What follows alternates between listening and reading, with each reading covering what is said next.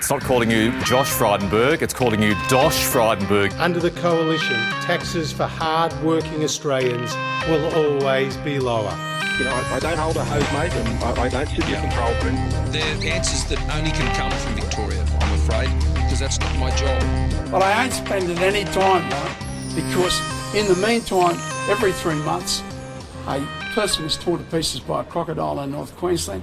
Well, g'day, listeners, and welcome once again to the Two Jacks. I forget what episode it is. 119. My sidekick tells me, or at least the platform that we're using tells me.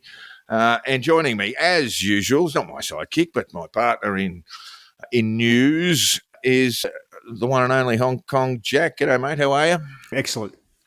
Excellent. And speaking of excellent news, Jack, the wonderful health editor at The Australian, Natasha Robinson, put together a story last Friday, and it was titled, still running in The Australian, and it was entitled, "The Luckiest Man in Australia, Breakthrough Drug Behind Peter's Pancreatic Marvel."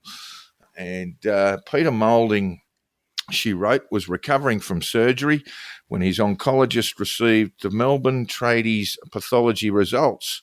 And the doctor couldn't believe his eyes. The doctor said, "I actually called the pathologist and said, 'Are you sure you're looking at the right specimen?'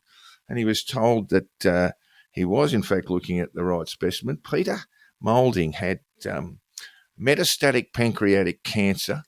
He'd had surgery, as I say. He was on a clinical trial of a drug known as AMP945. It's narmofotinab. And metastatic pancreatic cancer, he's cancer-free.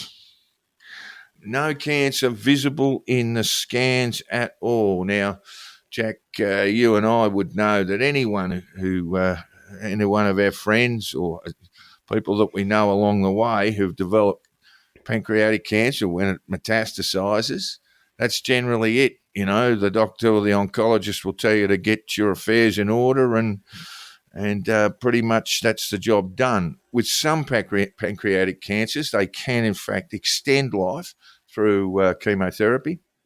But this is different. Not for long. This is all gone.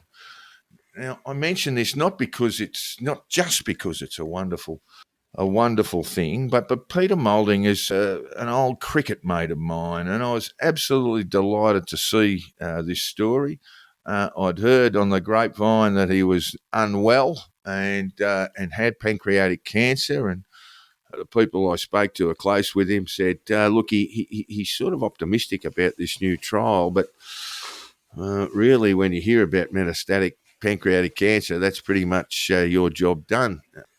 But he survived. Not only survived, he's in remission. Big bollocking fellow, a fast bowler, left arm fast, had a fairly wild approach to life, particularly in his 20s, but just a delightful thing that my old mate Peter Moulding has survived what anybody else, in my knowledge, I don't know that anyone's ever survived metastatic pancreatic cancer, Jack. I don't know anyone who's survived pancreatic cancer for long. Even if they've taken the chemo, it doesn't seem to work for very long at all. So the drummer of Midnight Oil, Rob Hurst, there was a great piece written about him in the Weekend Australia magazine. He has pancreatic cancer, and he's battled with it for about 3 or 4 years, and he continues to be on a fairly strict drug regimen, and he's so far so good. But this is completely different. This is the cancer not just being treated, not just being kept at bay, but just being totally removed. So a wonderful thing. The raft of immunological drugs that are out there now in clinical trials, and some like Keytruda that I was given when I was diagnosed, are really having profound effects on people. The problem, I think, with the immune system is that one person's immune system might respond to immunological drugs and another person's won't. So that's part of it. Mine didn't. My cancer was not affected at all by me being on a clinical trial. I had about 3 blasts of Keytruda, but to no effect. But of course, that's true of a lot of medicine, that the effects vary a little bit from person to person. I think with immunological drugs, basically, sooner or later, Jack, they'll be able to break down all of these problems, why it works with one, why it won't work with others. The former ABC presenter, Tony Jones, I know Tony reasonably well. Tony's father had metastatic bowel cancer from memory, and he took Keytruda, and they scanned him up. About a month later, it was all gone. Just it was riddled through the body, and all gone. So these things are sort of showing us the pathway. You don't want to get too carried away, but we're sort of getting towards the verge where we might be able to knock cancer off. There are so many cancers in the body. It's really just a cellular distortion that occurs and then starts to spread through the body.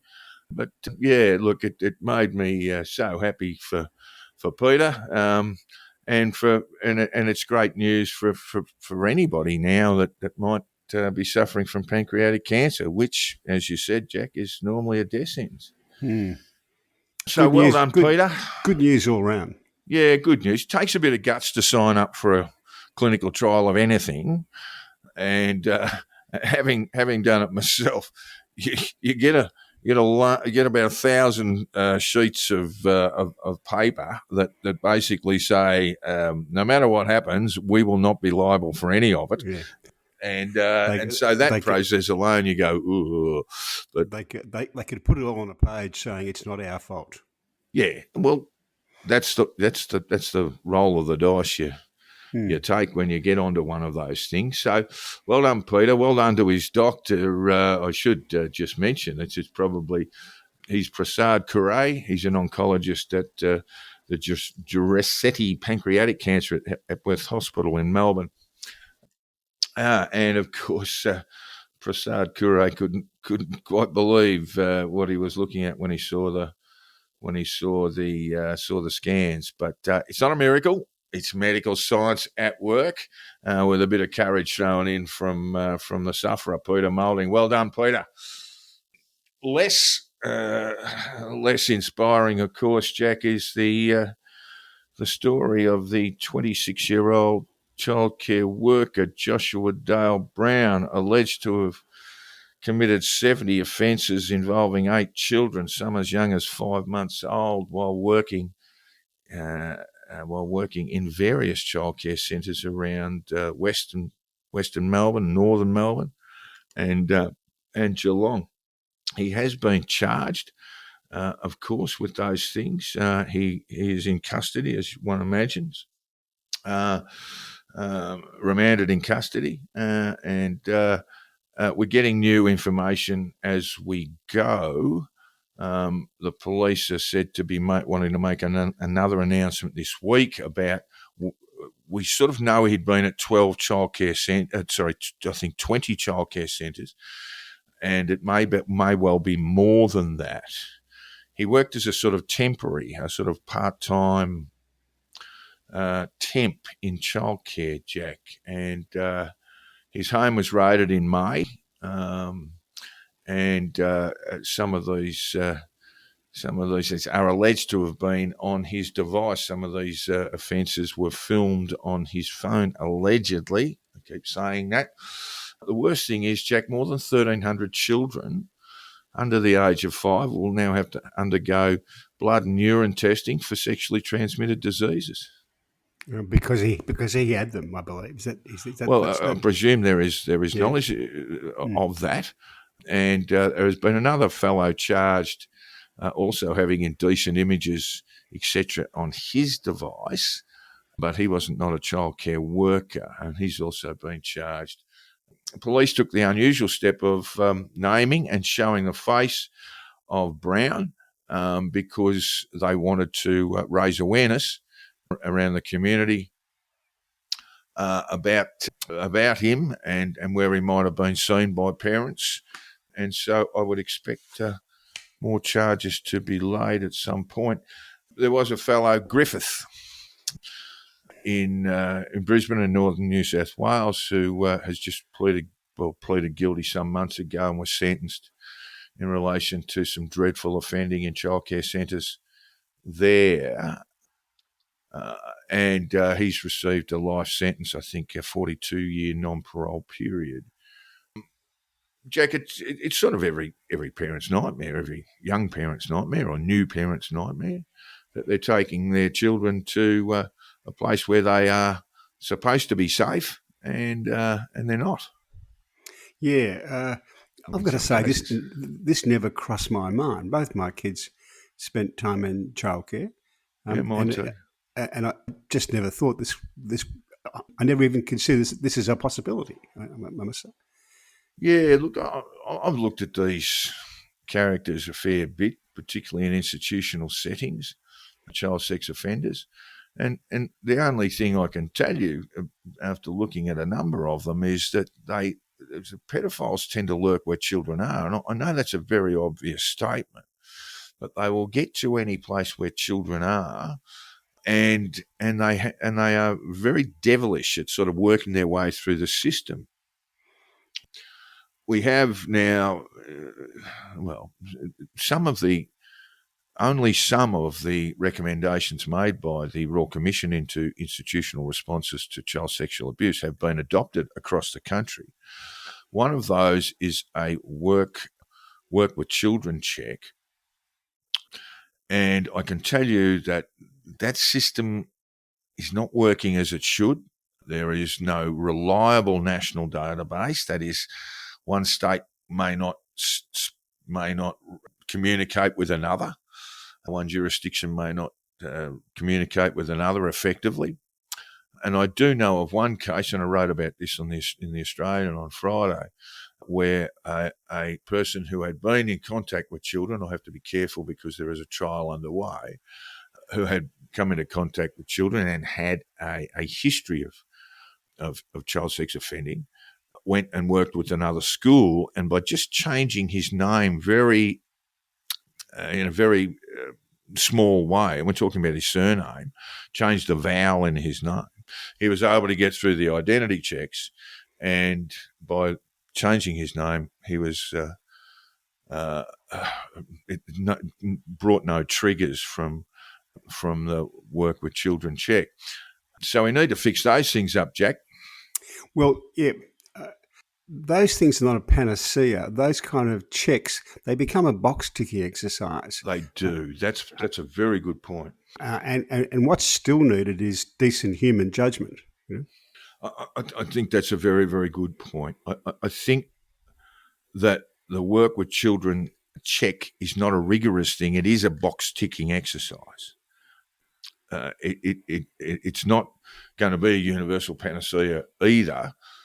Part of the problem that we have, Jack, is that childcare centres are finding it very difficult to staff their centres, staff their childcare centres. And I think there needs to be a little bit more rigour from those childcare centres. The Victorian government is bringing in legislation to ban mobile phones for childcare workers at work at childcare centres. And one thinks, well, that's probably a very sensible reform, but you have to ask, why wasn't it there in the first place? Why would a childcare worker need a phone? Just thinking back, when it's a long time since my kids were in childcare, as an industry, it did tend to attract some eccentric people to work in it because it suited them. You know, I found that too. Yeah. There was nothing compared to what's alleged of Mr. Brown, but when my eldest daughter was in childcare, there was a rather large, heavily tattooed woman looking after the sort of the 4-year-olds as they were preparing to go to school. And she ran through the whole list of them and said none of them were ready to go to primary school. And this caused a fair amount of distress among parents, certainly in my household too. And then I actually went through the process of looking at her qualifications. She had a fairly basic sort of TAFE level childcare workers employment, and I started thinking, well, how would you bloody well know? Look, you and I basically confirmed what the rest of the country knows is that in order for couples to work, and this is absolutely necessary after the birth of a child, they're going to need childcare support. And we just need, as a community, to be a little bit better about the sorts of places they're going to and the sorts of people who are looking after them. The other point I made in my column on Friday was that this is whenever I write a piece about child sex offending, I know that there are a number of people who just won't read it. And it's just too distressing, too confronting. They find it unpleasant, and perhaps we need to change our view on that too. You know, I mean, our kids are our most valuable resource, and we should do everything that we can to protect them from harm. No, it's something that we don't want to look at. We much prefer the police and the medical profession, et cetera, look at it, not us. Indeed, and perhaps we need to change that view of things too. Not that, you know, every childcare worker, every teacher, every person who works in a sporting club or is a potential offender, but I think just a little bit of judgment needs to be exercised sometimes. I did see one bloke interviewed about Brown, and he said, look, he just seemed to be a person who had a great affinity with children, and that's often the way, you know. So these things are not immediately visible, of course, to people. I mean, offenders will do whatever they can to hide, but maybe we just need to have a bit of a stronger look, not shy away from this kind of offending, because we do know that the enormous consequences it has on the individual. With these young children here with Brown, I hope that there are early intervention psychiatric assistance provided and that they can go on and live good lives. But if left to fester, it can cause all sorts of problems developmental problems for a child and who goes on to become an adult and still has no relief from the trauma they've suffered. All righty, moving on into Victoria now. Back to Victoria, but in a political context, Jack, there have been two polls released. Cos Samaras Redbridge poll, where he says the Allen Labor government has staged a significant recovery, now winning over 60% of the two-party preferred vote among all voters under 50. That's that great big base of voters that runs through the federal system, much bigger than those between 50 and 85 plus. As Cos says, this resurgence is supercharged by overwhelming support from diverse Victorians, an electorally potent combination in a state like Victoria. At 51.5 statewide, Labor remains on track to hold over 50 seats. There was a news poll which basically confirmed those results, that the Allen government would be elected, would be returned if there had been an election last week. The Premier is said to be deeply unpopular, Jack, or the polling shows that. But you would think, I've spent a fair bit of time in Melbourne, Victoria over the last couple of months, and anyone will tell you that things are not going well down there. They should be gettable. A lot of debt and a lot of sort of unnecessary taxation, particularly applied to farmers and other workers in regional Victoria. And under these circumstances, you'd expect the Liberal Party to be absolutely rolling ahead. Yeah, well, you would certainly think that this is a gettable election. This is just an act of self-harm on the part of the Liberal Party. I think it was Bob Hawke many years ago, it might have been John Howard, who said, if we can't govern ourselves, no one will trust us to govern the state or the country. And they have been racked by division and infighting for the last 5 or 6 years, right? And over not much. And it's really been about bad judgment. on the part of people like John Pizzullo, and I think they're still suffering the effects of the big power players who split, who ran the Liberal Party pretty well, Peter Costello, Michael Kroger, but I think they no longer talk, and that's still having an effect. The fact that they're not getting support from what does Cos Samaras call them, the diverse people, that's a damning result for the Liberal Party, because most of those migrants are socially conservative, keen on business. They ought to be, or a good part of them ought to be voting Liberal, right? If the Liberal Party was offering an alternative, and they're not. So this is not so much that the Allen government's doing a good job. I don't think it is. This is an act of self-harm by the Liberal Party. Yes, and I'll just go on to say, look, if Allen continues to be unpopular, well, that's a relatively easy fix to make too, isn't it? Yes. And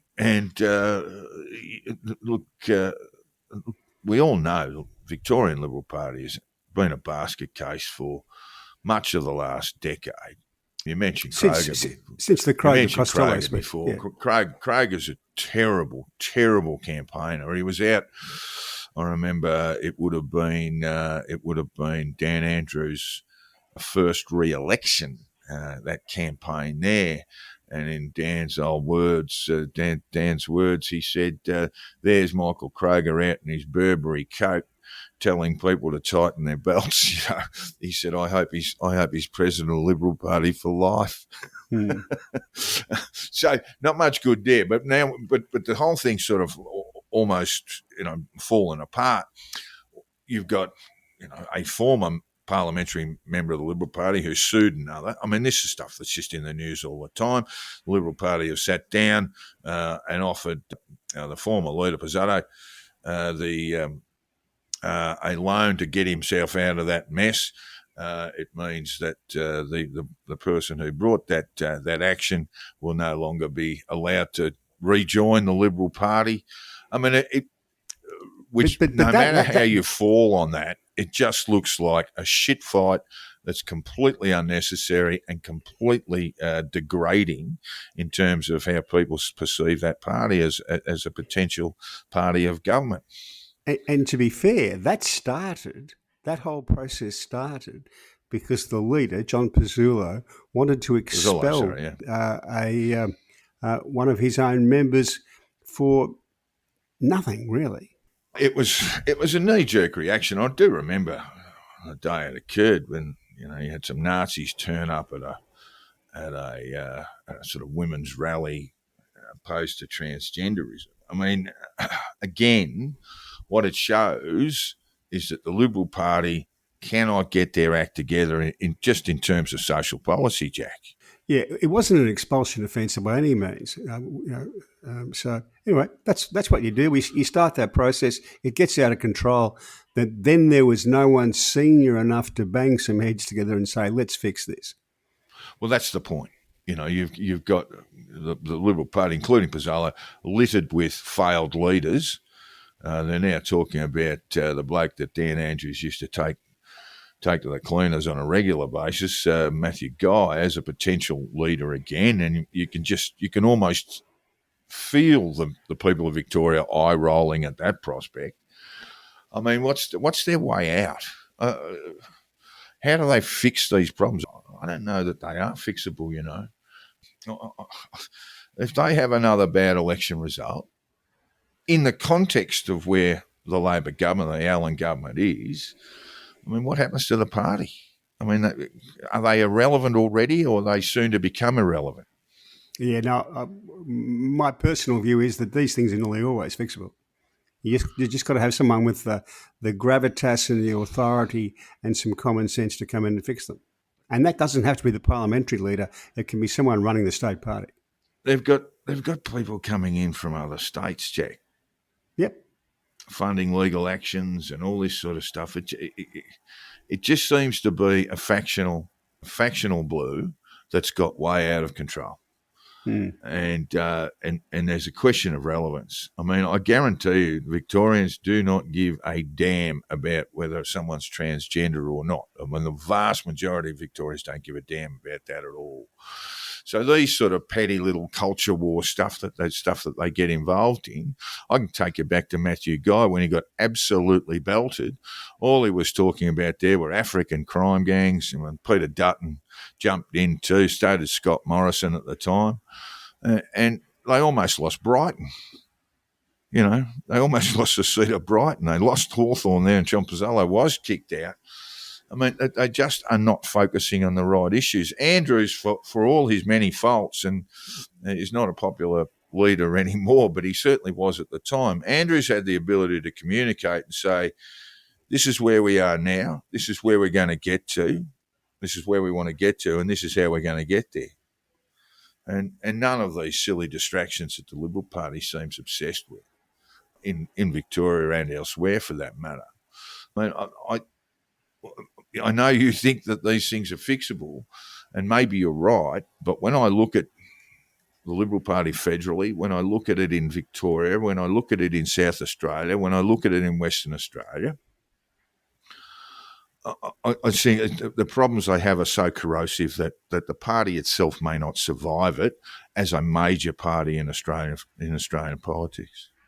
Well, that's always possible, but I've seen the Labor Party in every bit as bad disarray as this, and it survived. Oh, not at the state levels, Jack. I mean, you'd have to go back to the post-Whitlam days, but even after Whitlam was absolutely belted in 1977, there was a shining light of Neville Wran in New South Wales. That was the one shining light, really, and you had states that were functioning okay. And I just don't see that happening now with the Liberal Party. Pre-Whitlam, it was even worse. We had to have federal intervention in Victoria because it was absolutely a basket case. Yeah, there's structural and organisational issues around that too. That the Liberal Party, I mean, so the Labor Party was the party of Labor, was the party of trade unions, which in those days, 1960s, 1950s.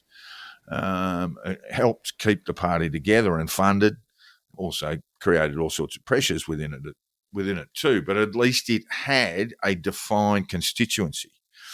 And I just don't see the Liberal Party having one at the moment. Yeah. Anyway, I think it's all right. fixable. We'll move on because there were other terrible events in Melbourne on the weekend. We're very Victoria-centric today, aren't we, Jack? That's because we're Victorians. Originally. well, I gave the place away a long time ago. But there was some sort of outbreak of anti-Semitism. There were 20 pro-Palestinian protesters who descended into Hardware Lane, laneway in the Melbourne CBD, full of restaurants and bars, and descended on a restaurant, a Jewish restaurant by the name of Ms. Non. It's described in the Australian as an Israeli restaurant, but I would call it a Jewish restaurant. I think that's an unusual sort of framing. But anyway. No, Israeli restaurant works. There's a couple in Bondi. They really are Israeli restaurants, some of these places. Okay, well, fair enough. But this group pushed tables over, broke glass in the front of the restaurant, throwing food. Restaurant customers on a Friday night before the Shabbat, a Jewish Shabbat, were just herded down to the back and sort of terrified there. And Victoria Police is investigating that event, and that comes on top of a 34-year-old man, New South Wales man. Let's break the mould a little bit. He's appeared in court charged over allegedly entering the grounds of the East Melbourne Hebrew congregation on Albert Street at about 8 p.m. on Friday, pouring a flammable liquid on the front door of the building and setting it on fire while there are approximately 100 worshippers inside. These are terrible events, Jack. I mean, I guess definitions aside, it's designed to create terror. It's designed to create terror among a sector of the community. It is. That's quite straightforward, I would have thought. Yeah. I don't think, I mean, we had one headline in the papers indicating it was Kristallnacht in Melbourne, And while that might be a little bit of hyperbole, this is designed to create terror and fear among an ethnic group within Australia, and most notably Jewish people. And as we've discussed on this program many, many times, Jewish people, for a start, I would imagine more than half would be opposed to Benjamin Netanyahu.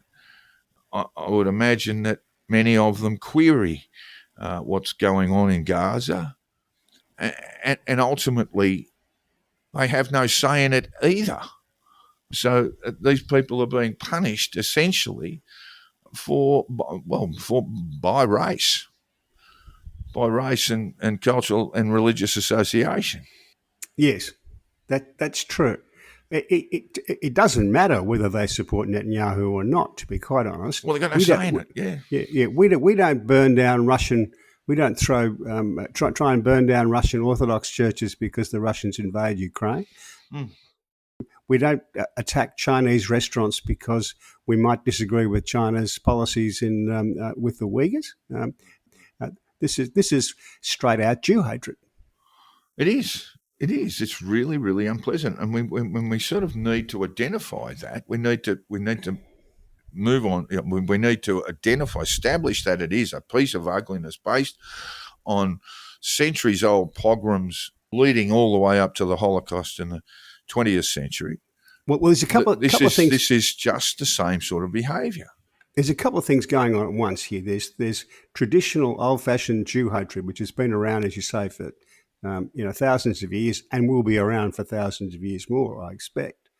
But there's also Israel and the Jews are subject to a particular form of attack now because they are seen as part of the West. Israel is the front line of the West. And there's a whole generation of young people who've been brought up in their universities and schools to hate the West, to see colonialism as bad, all that sort of stuff. And that feeds into it. Okay. Well, you can imagine this. Go on, sorry. Can I just put this in? Was on Twitter this morning. What? Tony Burke has called the burned synagogue door in Melbourne an attack on Australia. That was not an attack on Australia. It was an attack on Zionism. I'm actually pretty gobstopped. Gobstopped, right. To read sick, this. With brackets sick, yeah. Yeah. An attack on Australia. So we're Israel now. This is how these people see the world. It's the oppressed line. Israel must be the oppressor because they're white. Actually, they're not. They're a majority Middle Eastern ethnically nation. They're as Middle Eastern as their neighbouring countries. And because they're the oppressor... Or perceived as such, yeah. It's evil. Yeah, I saw a number of tweets. I don't spend as much time on X, and that's part of the reason, actually. There was not only just a total disregard for what had taken place, as dangerous and horrible as it is, but there was also this terrible justification for the actions of these people. Oh, we don't support this, but... Yeah, there's a lot of maybes, weren't there? Yeah, a lot of buts and maybes. This is just, it's unacceptable, full stop. It's just unacceptable, full stop.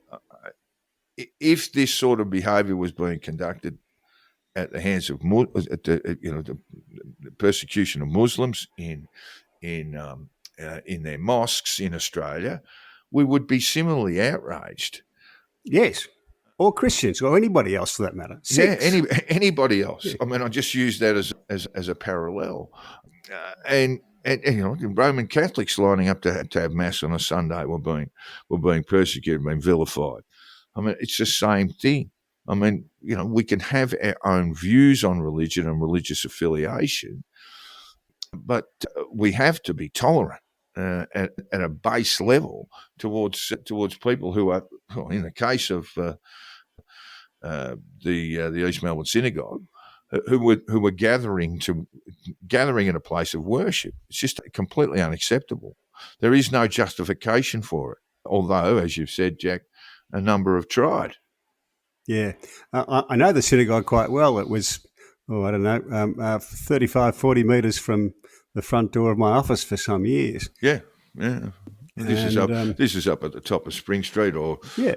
at the other end of that, actually, at the other end of the Parliament. Yeah, it's a Brendan Favola drop punt from the side of Parliament House. That's 70 metres. Good 70 metres. And, Jack, the thing that I found staggering about it was these areas around the CBD in East Melbourne, there's CCTV everywhere. Everywhere. So we have images of perpetrators all over the place. What happens to this 34-year-old man if he is found guilty, Jack? What should happen to him? Long spell in jail, minimum, surely. I'm happy to leave that to the courts. What we're not doing, leave that to one side. What's going to happen to the people who burst into the restaurant and tipped up tables and threw things around, all that sort of stuff? I suspect not much. Well, they would be charged with various property offences. A fray? And including a fray, yeah. And again, the maximum sentences for a fray are fairly significant. And look, what we need to know is basically the makeup of these people, who they are, where they're from. I suspect if any of them are not permanent residents or citizens of Australia, they should be deported. But again, we're seeing this behaviour constantly being rationalised and justified. And that's the unacceptable thing. We're seeing more of this in this country. There was a big string of events in New South Wales that may well have been organised by criminal factors. But in Victoria, we're seeing some of these things. We cannot blithely accept this. It is just really not acceptable for this country to rationalise or justify this in any way. This is unacceptable. This has been going on for a long. This has been going on for a long time. For 30 years, synagogues in Australia have had to have an armed presence outside them for a fair bit of the week. Schools too, yeah. Schools too. Now that's just not acceptable. Meanwhile, our hapless Premier in Victoria, Jacinta Allen, has announced a task force. It's not a task. Well, it's a task force involving police, Jack, but it also involves the Lord Mayor. I think there are a number of other celebrities. It does look like a little bit of slap, a little bit of makeup. I think a little bit of confection around what is a very serious problem. I'm not hopelessly opposed to that, but I'm not terribly opposed to that. I think everyone needs to have some input here. But what we really need is a dedicated police task force. Yes. That's what's needed. Because we need that to help us to enforce the law. It's not about telling people you can't say things. It's about, we'll enforce the law. Protest doesn't give you the right to walk into a restaurant and tip tables over. Yeah. Yes. All right. Well, that leads us into our next topic, which is Gaza. Will there be a peace there? Hamas is reportedly, and this is according to the Australian Today, Hamas is reportedly in a state of collapse after months of Israeli strikes that have decapitated the militant group's leadership, and Gaza's powerful clans are filling the void. A senior officer in Hamas security forces has told the BBC the group has lost control over 80% of the Gaza Strip, adding what's stopping Israel from continuing this war. So we have Hamas, as we believe, Jack, debased, degraded. Surely there is now room for an enduring peace.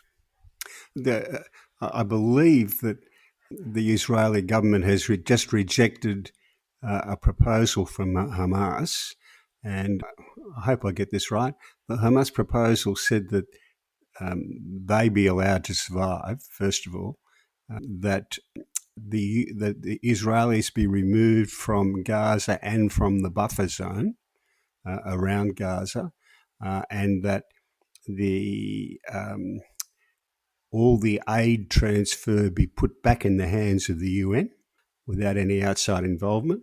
And of course, the Israelis have rejected that proposal.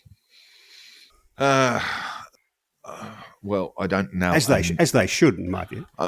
Well, yeah. Look, I mean, I would think the whole business of Hamas escaping is problematic. Hamas leadership, such as it is, being allowed to escape is problematic. But if you've got Hamas losing 80% of control, as reported by the BBC, Jack, maybe we'll let Gazans sort out Hamas. There'll be quite a few who have long memories. Yes, and I'm sure that may well be already taking place. But there are some things in that proposal that are unacceptable. They also wanted release of Gazan figures of Hamas figures who are held in Israeli jails. The thing that's most unacceptable is allowing the UN back in there. That just can't be allowed to happen. But there needs to be some independent aid groups, Jack. I mean, because the rollout of aid in Gaza has been awful, as dispensed by the IDF and its associations. I mean, it's just not right. You're getting people shot up just begging for food, just getting, you know. And I'm not pointing a finger at the IDF or anybody else, but you are getting people just getting to a place where they can receive food aid is dangerous in itself, and they're being shot up while they're waiting for basic needs. Yeah, but if you want someone independent doing it, you can't have the United Nations doing it because they're not. All right, so who does it? I don't know. It's probably the other Arab countries, the Arab neighbours, who have to do this. Yeah. Okay. I really do, like most people around the world, just wish this would stop. The starvation of children, particularly, is so unpleasant. This should be a matter of urgency, and the leadership should be coming from Gaza, certainly, but it also should be coming from Israel, and it should be coming from the United States. So get this done, get this fixed. All right. Also, Jack, just in the last 24 hours, Israel has launched strikes on Houthi targets in 3 Yemeni ports, including the western port of Hodeidah, Ras Isa and Salf. The attacks come shortly after the Israeli military issued evacuation orders for civilians in the arenas, warning of imminent airstrikes. Houthi-run media in Yemen said the strikes hit the port of Hodeidah, I think is the right pronunciation, but no further details were provided on damage or casualties. So we've still got the situation in Iran. We'll get to that very, very briefly. But Israel, it would seem, is aiming at some of Iran's proxies, and one of the most notable ones is the Houthis in Yemen. Well, the Houthis came to an arrangement with the Americans that they would no longer attack shipping, but they specifically excluded Israel from that. They said that they were maintaining their capacity and their freedom to attack Israel at will, and this is the end result of that. How many Israeli licensed boats would be going through the Gulf there, Jack? Sorry? How many Israeli boats, licensed boats, or boats, tankers that went through the Gulf would be headed towards Israel? No. The Houthis weren't talking about not attacking Iranian Israeli shipping. They were talking about maintaining their freedom to attack Israel. And they've been firing missiles at Israel. Yeah, so it's still on. And that leads us to Iran, Jack. We do know that Ali Khamenei has attended a religious ceremony in Tehran, first time he's made a public appearance since the 12-day war. And he appeared there on the day of Ashura, which is the holiest day of the Shia Muslim calendar.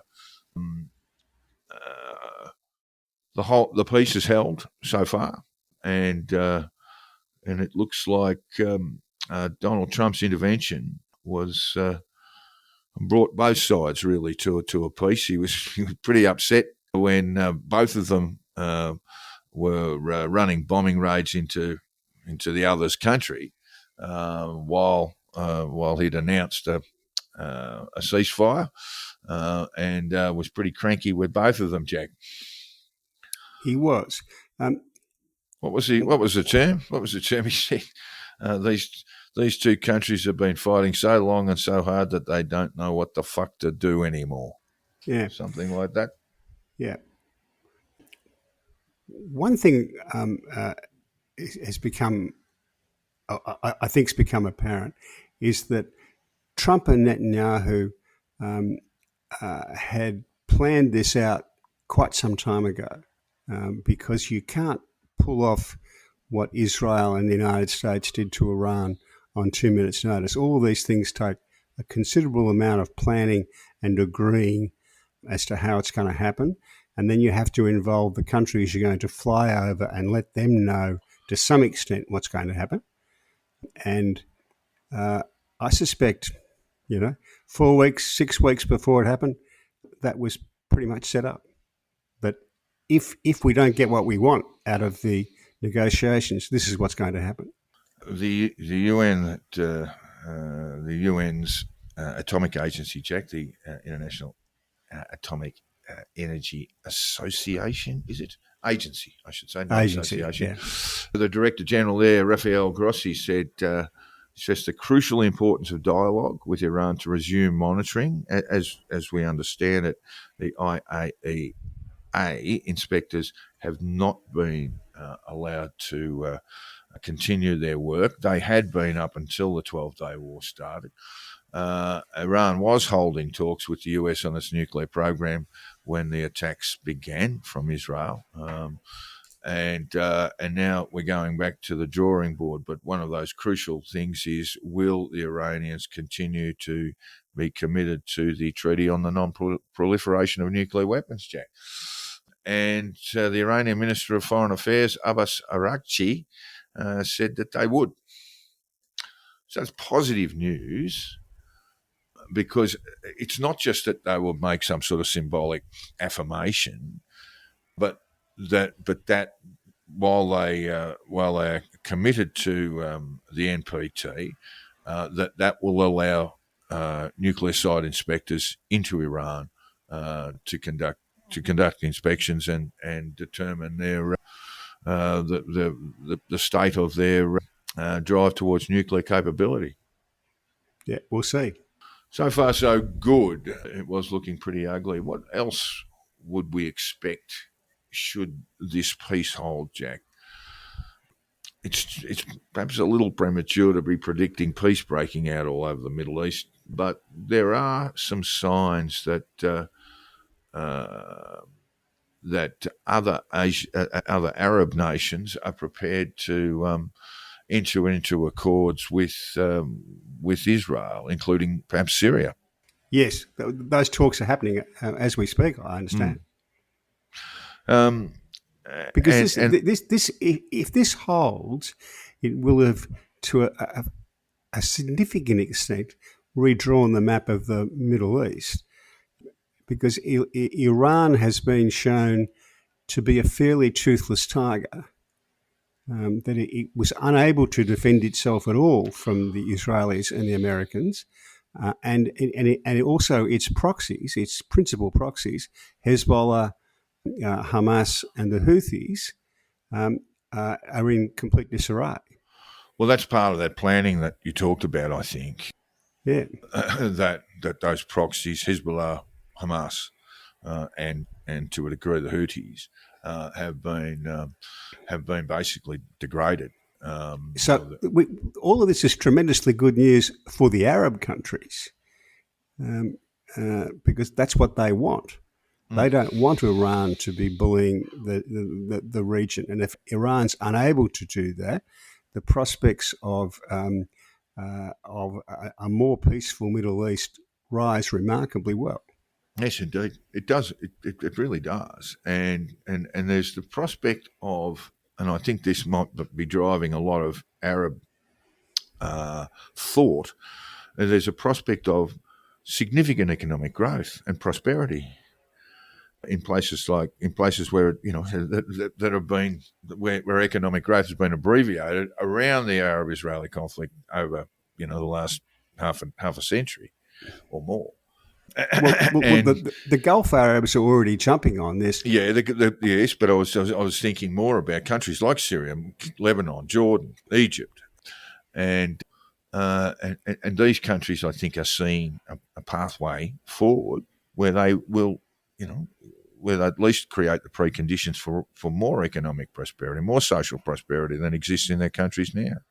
I'm told the planes going backwards and forwards between the Gulf and Israel are full both ways, full of business people, people going on holidays, all sorts of stuff. All righty. Moving on to the United States, Jack. The big, beautiful bill has passed through Congress. That happened last week. And I think on the 4th of July at about 5 p.m. in a heavily media constructed event, Donald grabbed complete with a flyover, I think. Flyover of some F-15s, I think. And Donald got the big texter out and did everything I see about this bill, Jack, means, potentially disastrous consequences for the Republicans in the midterms and beyond, particularly around the Medicaid stuff, particularly around people being removed from Medicaid. I saw a number of tweets and entries and social media comment from people who are pro-Trump. Maybe they were, maybe they weren't. That's another thing you got to watch these days. But it's, I voted for Trump. You see this in elections all the time. I voted Labor all my life, but I'm not anymore. And you always got to be very, very guarded about that sort of stuff. But removing the number of people off Medicaid, and we're talking about millions of people, and leaving them to basically their own devices, just seems to me to be very, very problematic electorally, Jack, if we just ignore the humanitarian issues. And at the other end, we're just sort of shoveling money into tax cuts, not all of them into high wealth individuals, but certainly that is the preponderance of where the tax cuts go. Yeah, certainly there are plenty of Republicans and Trump supporters, which aren't necessarily the same thing, who are unhappy about that, as there were a lot of Trump supporters and Republicans who are unhappy about the tariff war. But this is what you get. Yeah. This is politics. Yeah. It's the marvel of Trump. It's why you can't look away. If you're a political analyst worth your salt, you simply can't look away from the Trump presidency, because it is vexed. There's so much contradiction. I'll be more than happy to give him some praise over what's taken place in Iran. But when it comes to this, I think we need to be very careful. This comes from a progressive think tank, it must be said. Many of the plan's key elements will increase families' costs for healthcare, food and utilities, such as historic cuts to Medicaid and the Supplemental Nutrition Assistance Program, as well as terminating tax credits to produce more American-made energy, and are deeply unpopular according to recent survey data. There is some polling around to say that even what's been mooted in this bill is unpopular with a vast majority of Americans, Jack, and that's before the rubber hits the road, to use that terrible policy cliche. Yeah. I mean, I've read. I certainly haven't read the big beautiful bill. It is. Let's put the beautiful to one side, but it is a big bill. I think in its initial format, when it went to the House the first time, it was over 1,200 pages. Yeah, and this is a common thing in Congress these days, which I think is regrettable. They package everything together in one big bill, so you don't know what's in it. I think it was the passage of the Obamacare legislation where Nancy Pelosi says we're going to have to pass it to find out what's in it. It's a bit like that too, because there's something in there that now silencers for handguns and for firearms generally will now be easier to obtain. So the big beautiful bill has got that slugged into it. Yeah, what is that doing in an economic tax bill? Cuts? Yeah, and the same thing occurred with the Biden. Yes, this goes back to 20, 30 years. They've been doing this.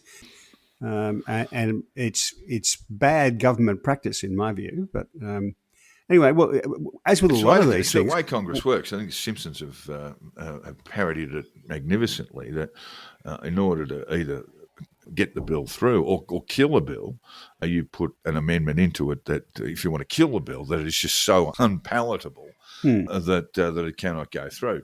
And the reverse works again if you're wanting to slip something inside. So one of the consequences of this, we are told, is that you'll be able to buy a silencer for your handgun much more easily than you had been previously. Yeah, can you imagine an Australian treasurer standing up on budget night and saying, "Oh, by the way, as well as beer cigs up, we're going to make it harder. We're going to make it easier." Shooters, yeah. And roll out the shooters in a completely unrelated way. We'll get to some other issues around the judiciary just shortly, Jack. But Musk, who is no fan of the big, beautiful act now, it's called OBBA, O-triple-B-A, has started his own party, Jack, the America Party. Gee, they didn't spend a lot of time working on the name there, did they? But how far do you think that will go? Not very far. I think it's a disaster in the waiting, and I cannot wait. So my view is it's his money. If he wants to piss it up against a wall doing this, he's entitled to it. He is indeed. I mean, we might have President Joe Rogan at some point, Jack, and I suggested we'd need a booster chair if he was going to sit behind the redoubt desk. But more seriously, from a politically scientific view, is Musk left? Musk used to appeal and deliberately appeal to the left. As part of his EV push and all this sort of stuff. And then he left the left, but not only departed, sort of salted the earth as he left. So he is despised now by the left no matter what he does. And then he moved to the right, and the MAGA right, etc., and started wearing the caps and bouncing around on stage and what have you, and the odd Zeke Heil salute, which he denied. And now he's left them. He's calling it a centrist party because there's really nowhere else to go. But he has managed the difficult feat of basically salting the earth of the left and the right in American politics. And that's why this new America Party will be an expensive failure. Yeah, it's very difficult for people outside of politics to come in and make a success of it. Donald Trump's one of the very few who don't. That's right. I mean, can you think of any other in that time, Jack? Well, over the time. Jack Elliott and the Liberal Party. Remember that disaster? I was just going to say, have a look at Australia. Jack Elliott's a perfect example. Malcolm Turnbull wasn't much better.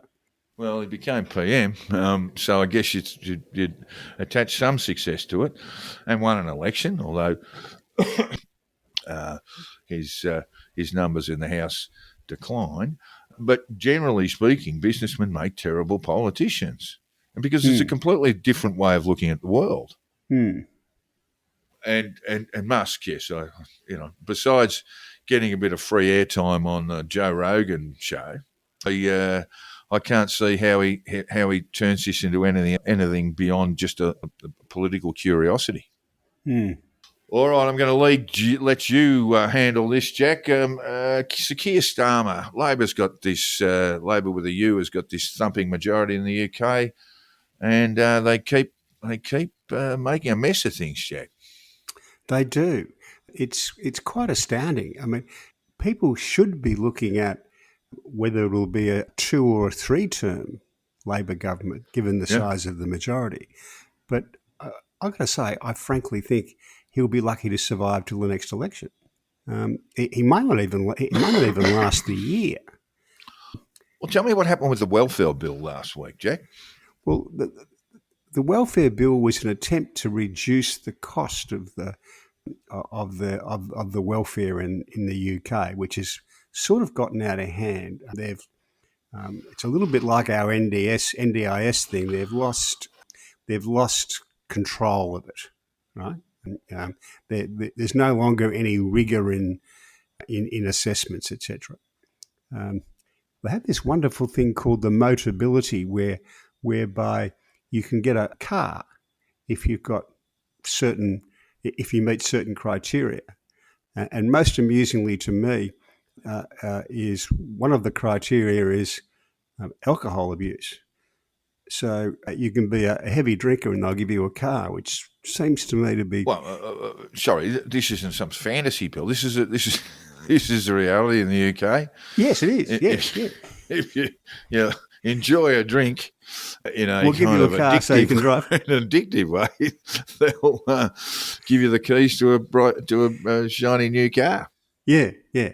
So that's a kind of just an odd example of how things got out of control. So anyway, so the welfare system needs reforming, and I think probably most of the political class in the UK would agree with that. He went to try and do that, but he hadn't really involved the backbench of his party and how it was going to happen.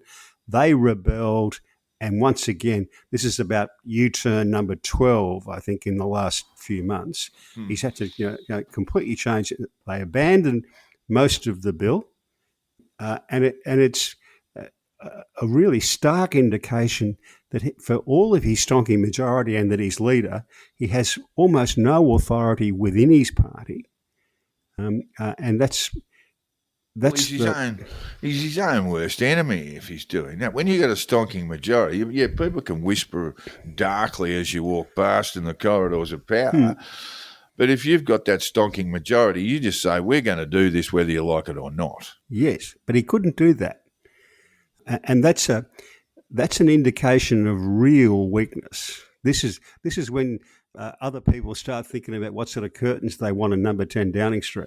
I mean, and you're talking about people within the Labor Party, within the Labor Parliamentary Party, yeah.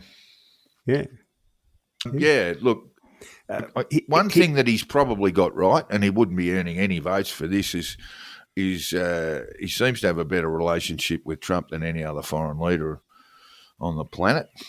Yeah, he has got that right, and got some kind of a trade deal out of it, right? So he has been smarter than a lot of leaders in a lot of places, perhaps including Australia, who have ignored the kind of undergraduate anti-Americanism and said, well, he's the president of the United States. I'm going to have a relationship with him. You know, whatever I think about him personally, I'm going to have a relationship with him. You know, that's the proper approach. So he's got that bit right. I mean, but not much else. There are so many problems in the UK. They can't even talk about Brexit, whether they're Labor or Tory or, the reform movement should be being hauled over the coals over their support for Brexit. Brexit, a lot of the analysis is now through. It's probably cut about 4% per year on the UK GDP, which is pretty dismal at the moment anyway, like most of Europe, it must be said. But and employment and all this sort of stuff, the consequences of Brexit have been disastrous, as people pretty much had predicted, as the economists had predicted. But they can't even point to that. They can't even use that as a political weapon because half their front bench support Brexit. Yes. It's caused a weird rift in the UK society, so that it's something polite people don't speak about. And it's moved beyond politics, basically, hasn't it? Everyone knows it's a disaster, a predictable disaster, unfortunately, but it cannot be weaponised politically anymore. Yeah, you can't point to the Tories, you can't point to reform, and you can't point to Labor because they were all architects of it in their own way. Yeah, I can't recall a situation where a Prime Minister's had this big a win and is this much in deep doo-doo so quickly. Maybe in South Africa, but that's pretty much a one-party state. Yes, it is kind of staggering. We'll take a little bit more of a look at that. We are, listeners, recording this on the 7th. Meanwhile, you should be looking for a new car, Well, maybe I don't drink enough, Jack. Yeah, that's thought about that? Yeah. We are recording this on the 7th of July 2025, and today is the 20th anniversary of these 7/7 attacks on London, where there were four suicide bombers launched attacks in London. The first went off, I think, in Edgware Road Station. There is a wonderful documentary on this that's screening on Netflix at the moment. And I think we all remember just how worried we were at the time. And this documentary sort of basically depicts all of this anxiety around those 4 attacks. And the idea, as it started filtering through, as the investigation continued, that these were 4 citizens of the UK, British men, who had conducted suicide attacks, 3 on the tube and one on a bus, one on a double-decker bus. I think 52 dead in the end, and then the doco goes into that investigation thereafter, how they identified the 4 culprits, and were left wondering. MI5. There's certain amount of evidence that MI5 had dropped the ball a little bit on this. That those four culprits of the 07 attacks were known to intelligence agencies. They were known to MI5, but because they weren't considered to be focal, they were just sort of allowed to go, and they ended up travelling from a town in Leeds to commit their attacks in London. And then we went on to the sort of sense of panic around this, because if there was one cell, there was likely to be 2, and that was the case on the 14th, and this is the stuff I knew a lot less about. On the 14th of July 2005, there were attempted attacks from another cell, and again 4 offenders. The problem was all of these guys, including the 4 culprits who died at the scenes where they exploded their devices, had I think pretty much all 4 of those, and this next group of 4 had all been trained in Pakistan by Al Qaeda, and why the 4 devastating explosions occurred, they used what's the substance that makes your hair blonde, Jack? Bleach. It's not bleach. It's Hydrogen peroxide. Hydrogen peroxide. Hydrogen peroxide, and they used that. The initial tactics were, there must be. There's obviously they've got to detonate this device, but the explosive force was created by hydrogen peroxide and black peppercorns. When it came down to the next attack a fortnight later, they'd used hydrogen peroxide and a type of flour. And one witness was interviewed about that. He saw this guy try and discharge. He did basically try and detonate it, and the explosive device just sat there, sort of melting and looking like it might discharge, but didn't. And those 4 fled. They were ultimately all arrested. One of them in Italy who'd used a false passport to get to Europe. But in that interim between those events on the 21st of the 7th, 2005, a Brazilian immigrant was shot dead by police who they thought was one of these offenders, and that created all sorts of problems. And then, as I say, these men who had tried the similar attacks were all arrested as well. 3 of them in the UK. It seems like such a long time ago, Jack, but I remember that sense of terror around anyone who's ever travelled on the tube in London just knows how people just get packed into those places, and you're underground most of the time. It's a bit claustrophobic. At the best of times, I don't think I'll ever forget the sight of the double-decker bus in Russell Square. Yeah, it just had its roof blown off. They interviewed a number of the victims, including one who was at Edgware Road, and we see him speaking very forcefully about what happened. He looked into the eyes of one of the suicide bombers, who just stared back at him, and it stared back at him to a point of just real sort of unease, made him feel very uneasy. And then the next thing he felt was a blast. He had one of the rails that passengers were used to hold on. He had that blowing through his body. He had another. He reached around to find a foot with a sock still on it that he had to basically remove from his back. And then the camera panned back, and this guy's a double amputee as well. He was very, very lucky to survive. He was helped by another citizen, another passenger on the train, who basically grabbed his carotid artery and pinched it so he wouldn't bleed to death. And so there were a lot of victim stories, and there was a real focus on the police investigation. These are different types. We might remember the Paris attacks, the attacks in Spain, of course, 9/11. Those threats seem to have passed, Jack. It was Al-Qaeda first and then Islamic State. And I just wondered while I was watching this last night whether that form of Islamic extremism had just completely lost its appeal in the West. Perhaps.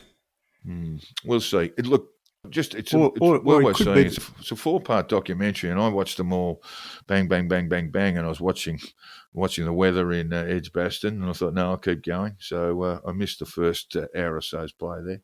Or it could be that because there's a real war going on elsewhere, that's taken up the bandwidth. Well, I think also too that Islamic State was so appalling that most people would resile from it. The people who were radicalised, and this is the other issue that you might remember. What was his name? Abdul Hamza in London, with his hate preaching and all this sort of stuff. That this was this kind of source of the radicalisation, and now radicalisation occurs not necessarily through Islam, but radicalisation can now occur really, really quickly online. Whether it's some form of a religious or spiritual radicalisation or some form of cultural radicalisation. We talked about groups like 764 before, and how quickly people get radicalised to perform the most appalling deeds. The other possibility, of course, radicalisation is still a really big issue around mass killings, mass murder events. Yeah, well, it's possible that the police and the security agencies are doing a better job than they were before the July 7, and a much better job than they were doing before 9/11. And that wouldn't be hard because they were doing a pretty terrible job at this stuff. Well, we did actually. The doco actually interviews the head of MI5. So there are police interviewed. There are, including one who refuses to be or declined to be identified, who had shot the Brazilian immigrant at. I'm just trying to think of where the tube station was, or on that particular train. So they have really good access. It's a very good documentary. But MI5 said, clung to.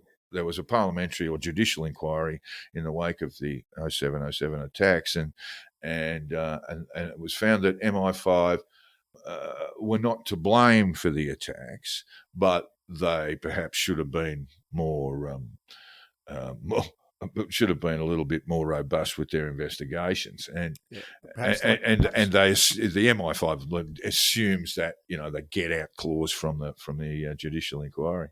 Yeah, perhaps like the FBI people who knew that there were chaps who were keen to learn how to fly a plane, but weren't interested in learning how to land one. But that might have twigged something for them. Yeah? Oh, there's an enormous amount of evidence that during the Clinton sort of lame duck period that this became a real concern for intelligence agencies in the United States, and then when Bush was sworn in, it sort of all got lost.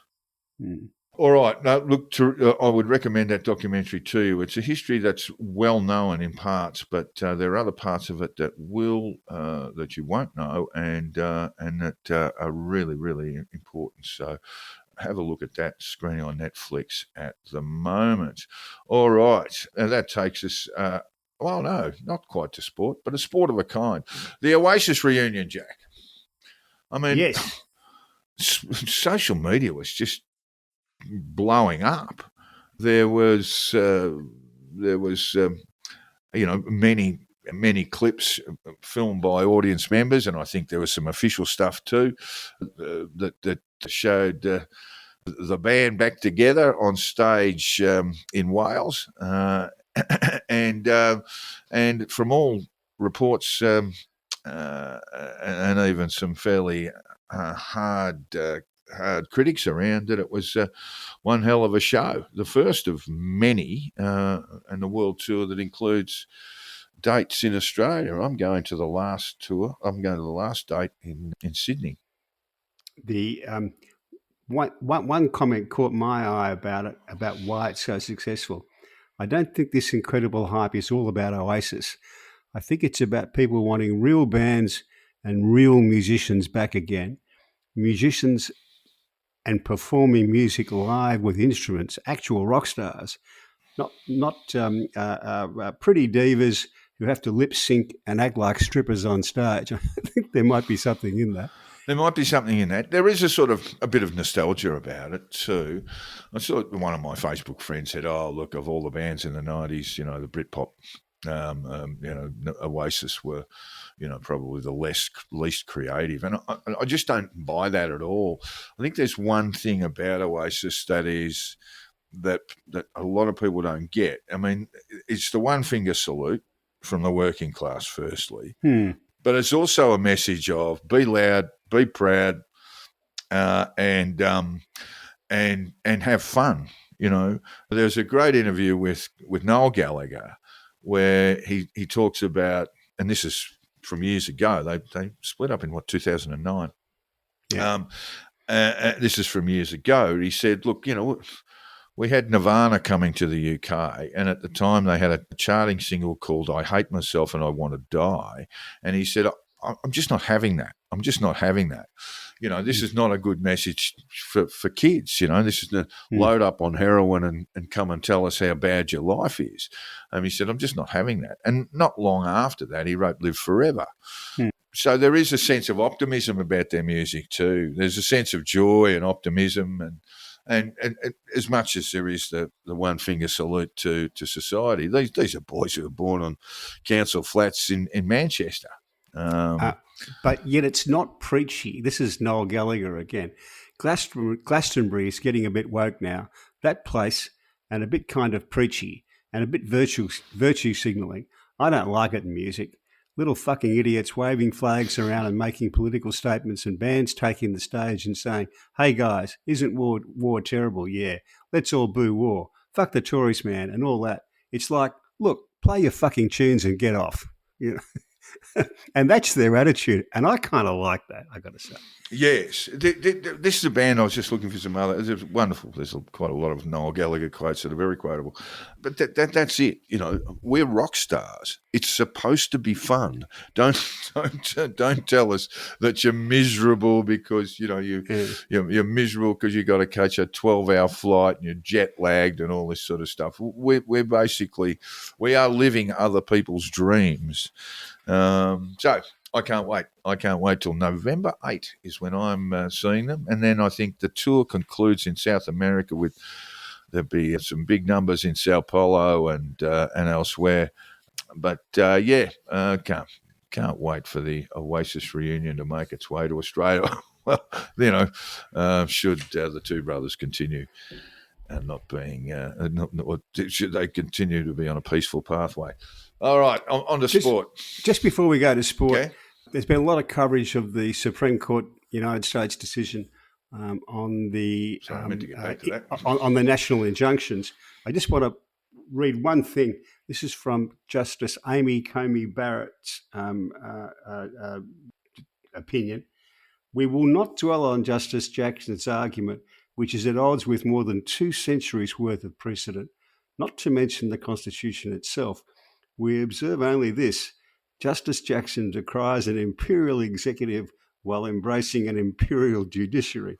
And I've got to say, I've read a lot of judgment in my time, but that's actually a whack across the chops. Well, we will have a proper look here. I do apologise because we meant to get back to that, but we're running out of time. So we will have a proper look at all of that. Yes, and that comes from the most recent Supreme Court judge appointed, or the most recent justice appointed to the Supreme Court of the United States. We're going to have a look at all of that next week, but we need to move on to sport. Wimbledon, Jack. I almost left this out. Alex de Minaur versus Novak. What did they call it? The Demon versus Novak. They play tonight. So by the time you hear this, listeners, you'll have a result. The young Australian up against Novak. He's got a pretty good record against him. You know, as good a record as anyone's got against Novak. Yeah. And Leighton Hewitt's son debuted as in the juniors in Wimbledon. Cruz Hewitt is victorious on his first appearance at Wimbledon 23 years after his father. Leighton claimed the men's singles title. Cruz Hewitt. C-R-U-Z. All right, less said about that. He's not responsible for that. Other people are. On to the AFL.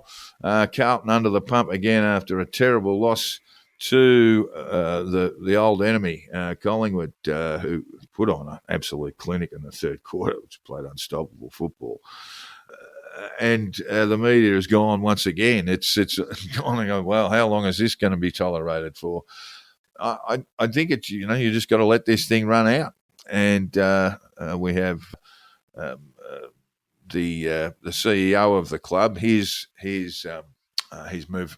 It's not Graham Allen. What's his name, Jack? The old Collingwood Graham Wright.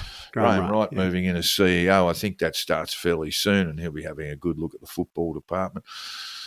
If you wanted to guess, I'd say that Voss will survive, that the football department around him will change, and that there'll be some fairly active recruiting going on over the off season. I suspect too that Tom de Koning will probably leave the Blues, and that will give them give the club a bit of room in the salary cap to go out and buy a few. If I was Vossi and Graham Wright said, "Can we have a walk around the tan tomorrow?" I would say no. That's where he sacked Nathan Buckley when he went to Collingwood. Yeah, look, he's been a highly successful CEO. We'll see how he gets on at the Blues. The Collingwood, as I say, fantastic on the Friday night. Gee, they play good football. Brisbane sort of cruising along, seem to be the two best sides in it. Adelaide losing no friends with the football they're playing. And I think the Western Bulldogs are the ones that could probably just do some damage in September.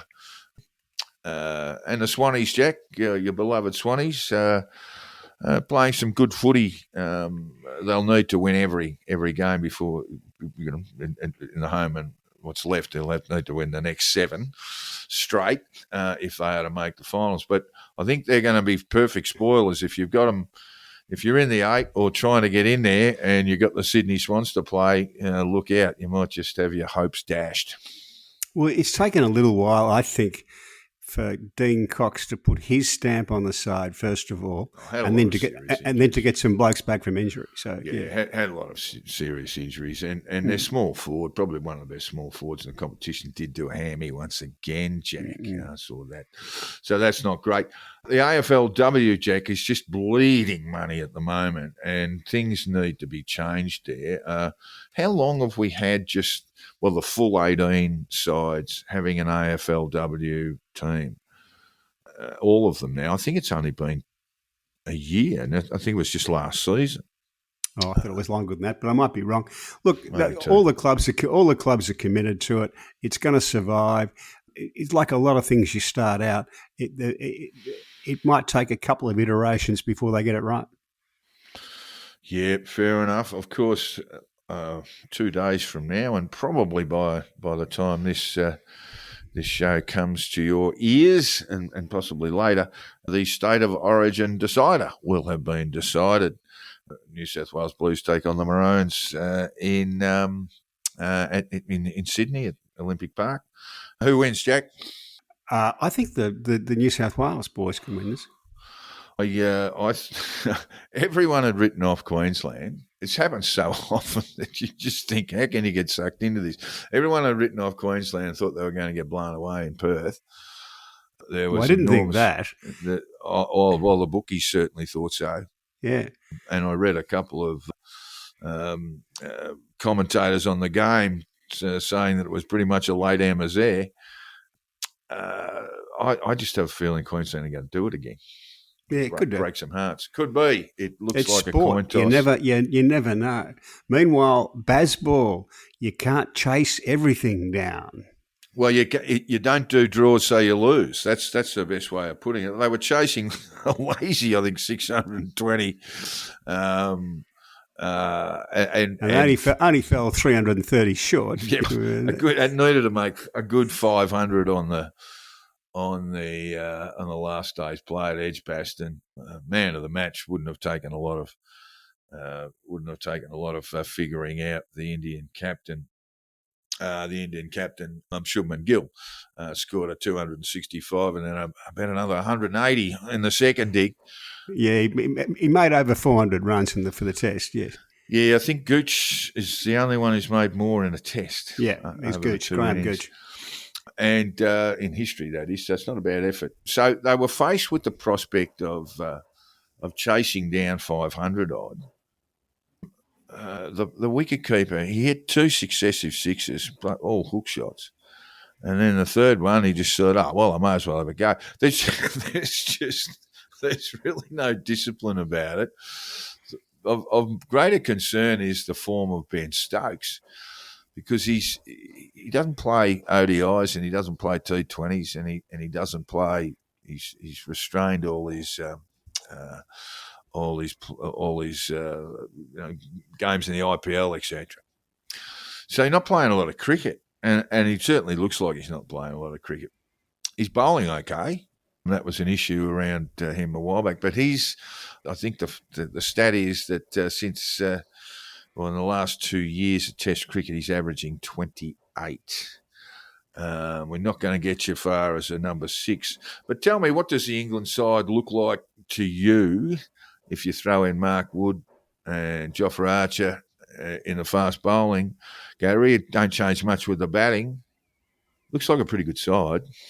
Well, the batting's fine. The bowling's a little bit harder to get a handle on, partly because Wood and Archer, they're hard to play in the same team because they can only bowl in short spells, each of them, and neither of them stack up test after test after test, right? So you probably got to alternate them.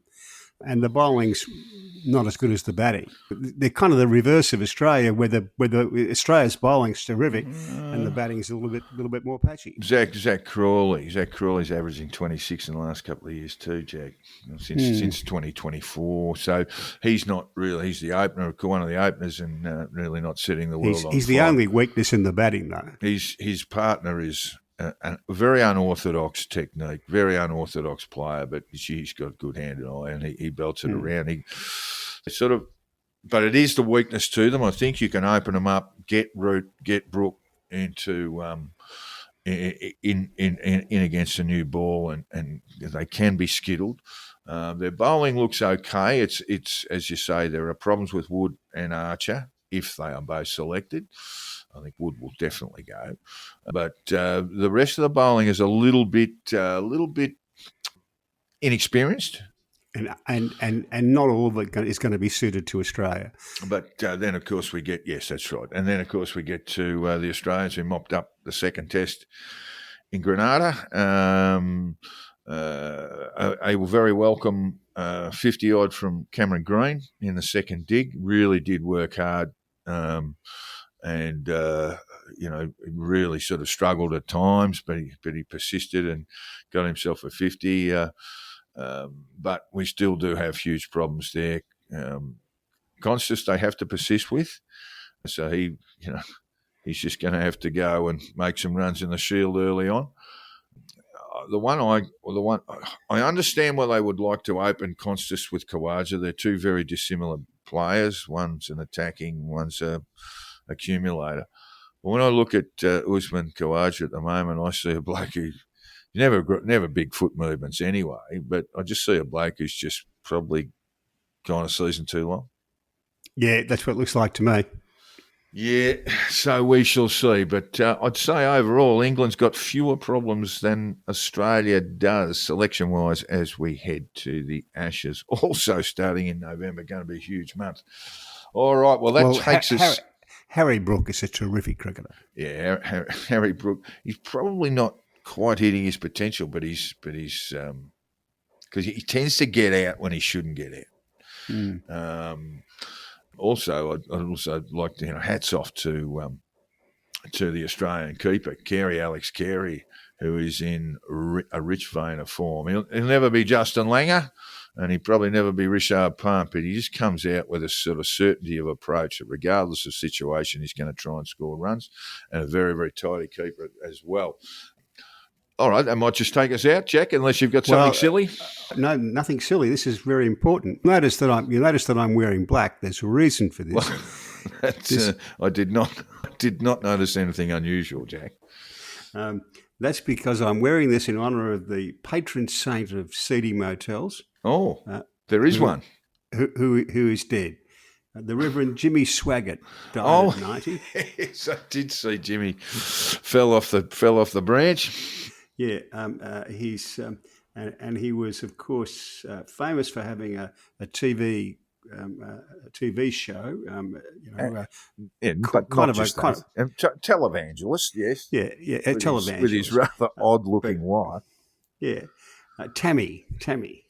Yeah, his career hit a bit of a speed bump when the local television crews filmed him entering the said seedy motel to visit with a prostitute. Right? And he had to go on the television and tell his audience that, I have sinned against you. I beg you to forgive me. But unfortunately, he died at the fine old age of 90, and his congregation issued a statement, which I think I should read. Today our hearts are heavy as we share that Brother Swaggart has finished his earthly race and entered into the presence of his Saviour, Jesus, according to a statement. Right? He met his beloved Saviour and entered the portals of glory. At the same time, we rejoice knowing that we will see him again one day. Oh, lovely. And just one final piece of advice. They don't seem to get this, but if you're a Russian oligarch, or you're a CEO of an important Russian company, get yourself a ground floor flat. Well, they are known to be especially clumsy, aren't they, Jack? They'll trip and fall accidents just waiting to happen. All right, well, that takes us out for episode 119 on this, the 7th of July, 2025. We would love to hear from you, folks. If you want to make a contribution to this podcast, you can do it any form you like. Can be criticism, comment, applause, praise. But if you want to tell us to go to buggery, you can do that too. So you can hit me up on X. I don't check, but I do check my DMs all the time. You can hit me up on @JackTheInsider on X, and you can hit up Jack on his on the Substack. There you go, on his Substack. Give it to me, please, Jack. Jack hoisted, Jack, Hong Kong Jack, Substack.com. Yeah. Oh, dear. That's why I can never remember it. All right. Thank you, folks, for listening, and we look forward to being with you next week. See ya.